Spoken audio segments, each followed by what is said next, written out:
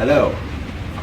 Since the beginning of time, human beings have been affected by word of mouth and what we hear from others. In the last 50 years or so, social media has expanded with things like newspapers and radio and television and stuff, really just globally encompassing the social media aspect of our society.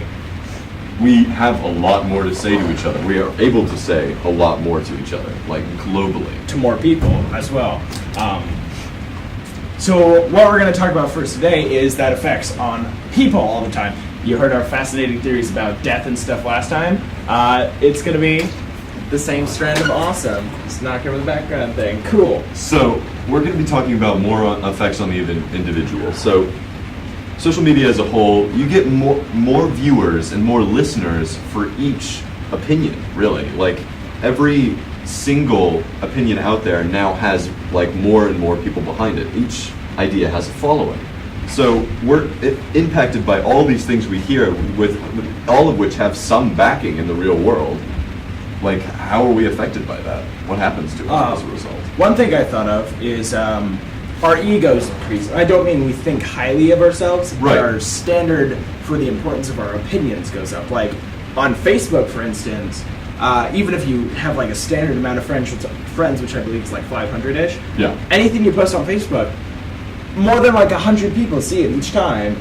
Never used to be like that. Like you were lucky if you knew 100 people. You were lucky if you knew 100 people, and like people now still in small towns are like have access to people all over the world, and so you can be friends with people you've never even seen before. Do you think that like that makes us think that our opinions, being that more people see them, do we think they're more important because of that? To some effect, I think it's sort of taken down the merit of having like really good ideas. Like we expect every idea for us to put that we put out there to have some sort of like an immediate response. Like the likes that we get on a status is the immediate validation we receive. Yeah. I mean, even if like 2 people like a status, if you thought it was a good idea, 2 people is still 2 whole persons. That's still a big deal. It just doesn't seem like as much because of the amount of people we can send it off to. So like it's instantly like overvalues our own opinions and devalues like what like 2 other people's validation of us. Like so we require like 50 likes on a status to feel like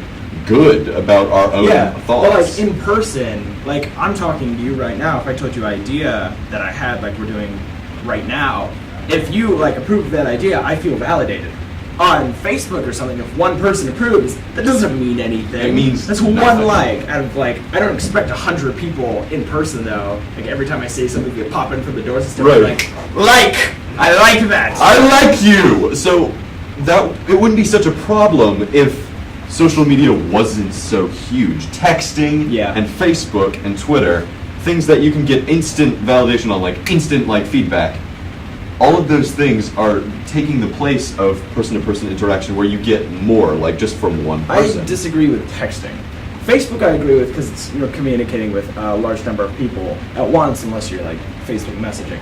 Texting I really like as a concept because, I mean, like I definitely value like personal conversations in person, but there are people that I can't talk to in person. Like I'm in a long-distance relationship, which sucks because it's long distance now because of the relationship.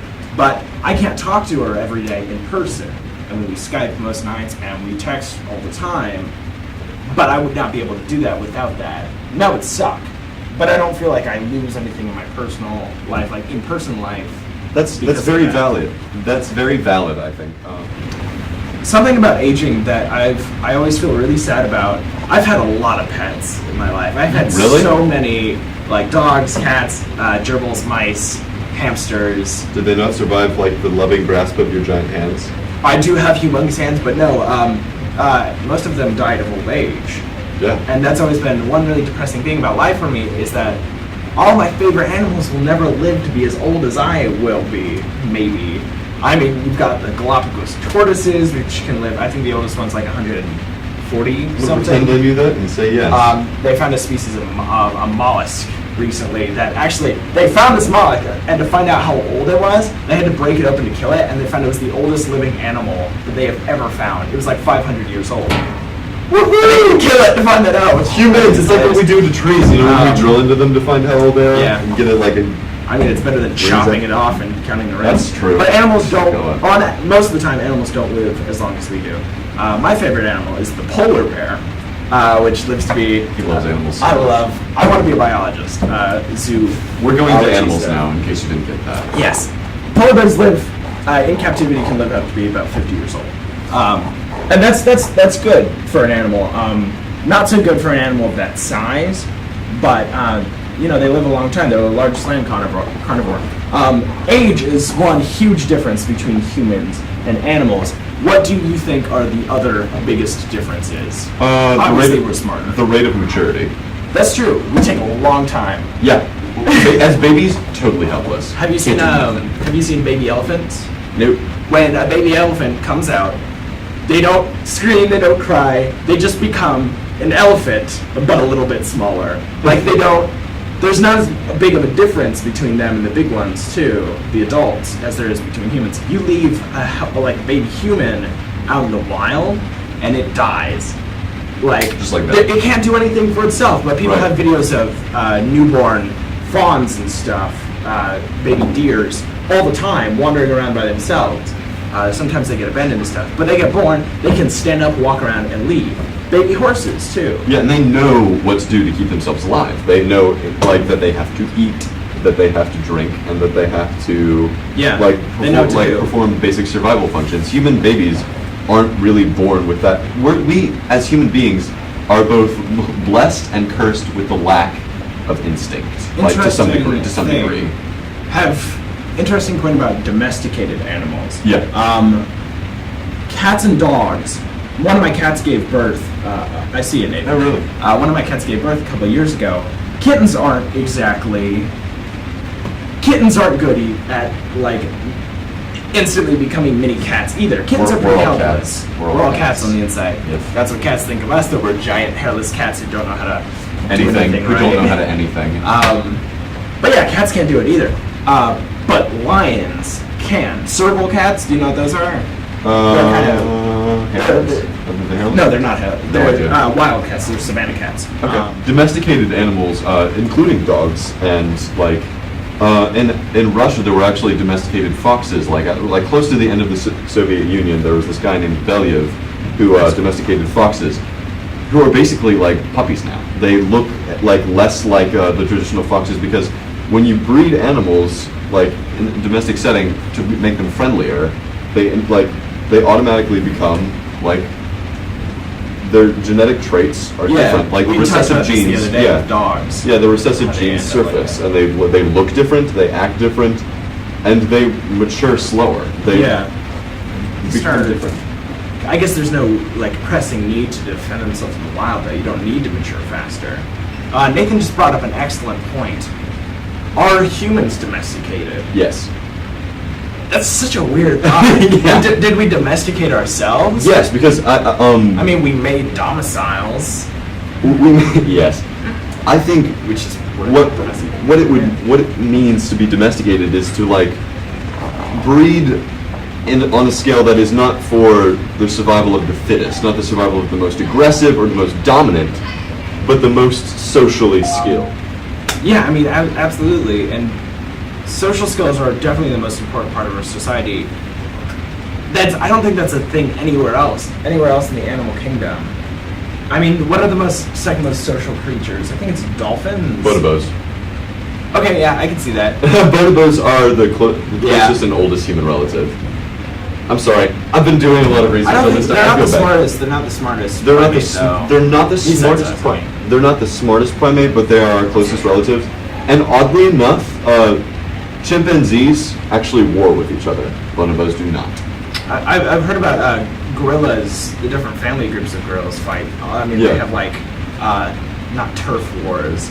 But yeah, that's a normal animal thing though. Territory stuff. Bonobos are matriarchal, which is interesting because the dominant male does not rule the group. And in fact, as a group, they tend to crush any bullies. They wipe out any bullies in the group because they're dependent on social well-being. They're dependent on the most friendly creatures. So yeah, dogs do that. Dogs the females in the group choose who they are to mate with, rather than in chimpanzees where they actually beat and bite each other in order to assert like dominance. Yeah, I've never liked.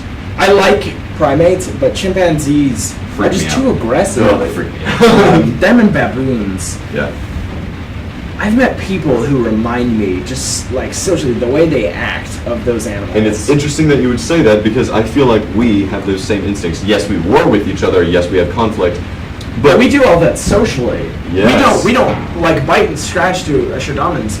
We insult. We use sarcasm. We put the other person down with words and talking.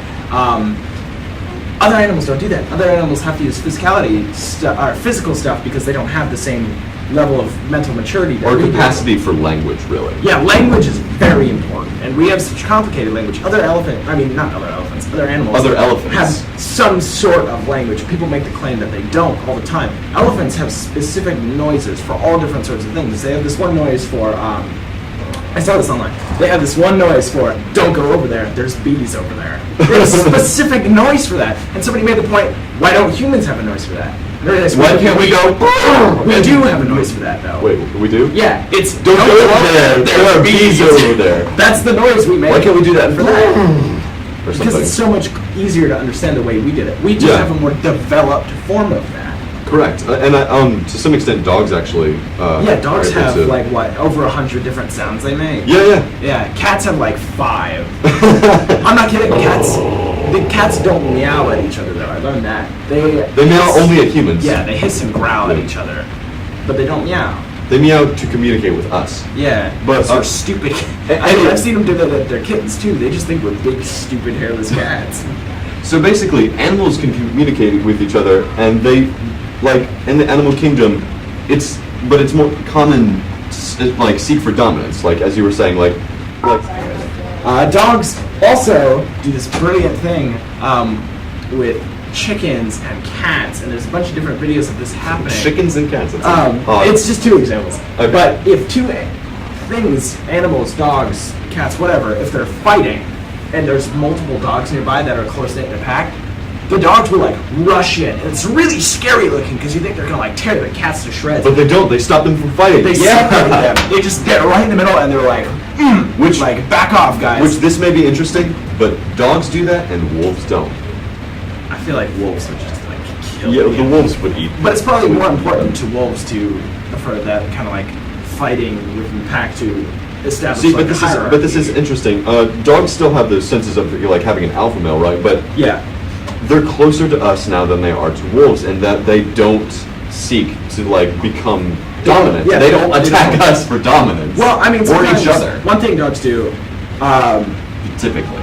female dogs do this more than males. Male dogs hump for intercourse or sometimes dominance. Female dogs hump all the time. Obviously, they're not doing it for intercourse because they ain't got nothing to stick in anything else. They do it to be dominant, and wolves don't do that. So wolves have to use violence, but as dogs are more domesticated, they start valuing other things. I guess the hierarchy isn't as important. Which is exactly why we can tie that into humans. Yeah. Domestication, they don't have the need to do. They have on both sides, like strong and I guess weak. It's more about social. Yeah. So humans domesticated themselves by breeding because social interaction was the most successful way to reproduce, rather than like finding dominance, which is why we've spread We're turning so that vastly into society now too. That like we're not as into big muscly guys we've been talking about. Smart people as more, brainy is the new sexy. Smart people. Smart people. We like smart people now. Yeah, we do. We do, and we've been moving more and more towards that. Like, I'm excited to see where that's gonna go. Honestly, next 50 years. I'm excited to see just how peaceful we can become using like bonobos and like maybe even dogs as an indication. Just be like, we will eventually end up, because we don't want any one person to take advantage of another, because it ends up poorly for all of us. Yeah. All of us. All of us. We're all in this together, folks. And I think that's all the time we have today. All right. I'm Ian. This is Ian. I'm Marcus. Thanks for that. I forgot. It's your birthday. Why would you want to take my identity? I don't know. It's going to be a great day to be me. Goodbye. Goodbye, everybody. Bye. Thank you.